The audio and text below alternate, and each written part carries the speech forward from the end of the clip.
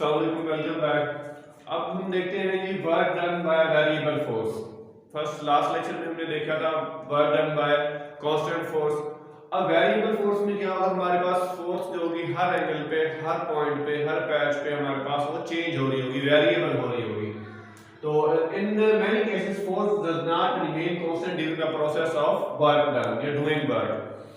तो let's suppose हमारे पास एक पार्टिकल है, पार्टिकल ए टू बी की तरफ मूव करता है in patch in different path, not in similar path.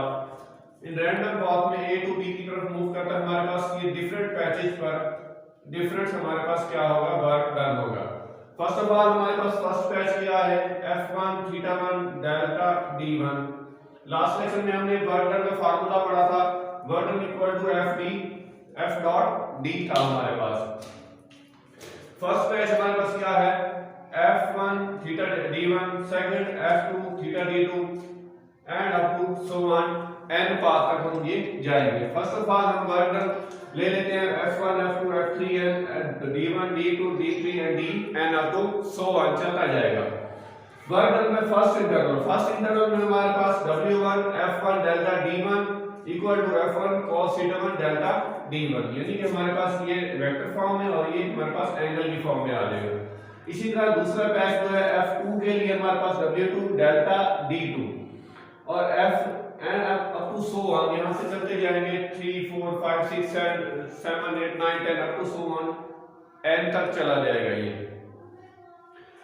n हमारे पास क्या हो जाएगा, Fn cos θn delta Dn हो जाएगा। अब हमने क्या करना है, work done, total work done, तमाम जो वर्क होगा उसको इक्वल कर लेंगे या उसको प्लस कर लेंगे, ऐड करेंगे। तो ऐड हम कैसे करेंगे, W1 W2 W3 W4 up to so on. अब W1 की F1 cos θ1 delta D1, F2 cos θ2 delta D2 up to so on Fn cos θn delta Dn। ये हमारे पास क्या है, टोटल वर्क डन आ गया इन वेरिएबल फोर्स।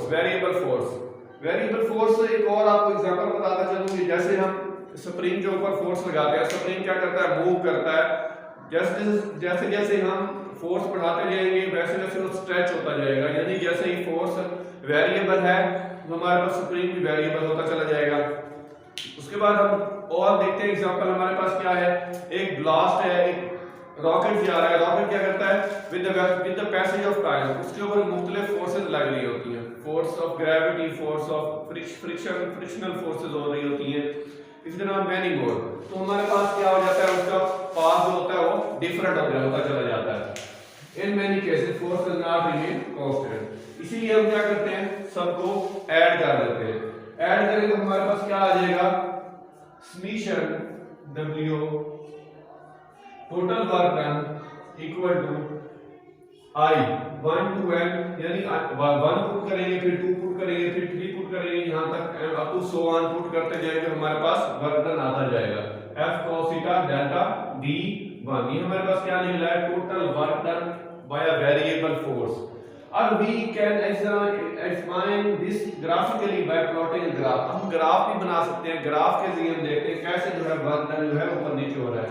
लास्ट लेक्चर में हमने एक ग्राफ बनाया था, हमने x एक्सिस के अलोंग जो डिस्टेंस को रखा था, डिस्प्लेसमेंट को रखा था, और y एक्सिस के अलोंग हमने फोर्स को रखा था। तो अब ये इसको हम फर्स्ट ऑफ ऑल लिखें, F1 यहां से यहां तक, और ये यानी ये जो कवर है डिस्टेंस है और ये फोर्स है, फिर ये डिस्टेंस ये फोर्स। अब तो सो ऑन ये पैचेस बने हुए 1 2 3 4 5 6 7 up to so on n तक हम चलते जाएंगे। तो इसकी तरह हम ये बना लेते हैं F and D, force and displacement के दरमियान ये ग्राफ बन चुका है। Now if the I shaded rectangular area, I shaded, ये हमारे पास ये जो शेडेड एरिया है ये वाला, लेट्स सपोज एक पैच ले ले ये वाला, तो ये हमारे पास I shaded area which is work during the ith interval. ith interval क्या है हमारे पास, up to so on last पे जो हमारे पास फोर्स लग रही थी वेरिएबल वो है। तो लिमिट पुट करें delta D approach to 0, delta D अगर 0 पुट करें एंड समेशन यानी कि y to I to n Fi cos θ d delta Di। तो ये हमारे पास क्या है, तो work done by a variable force, ये हमारे पास फार्मूला निकला है टोटल वर्क।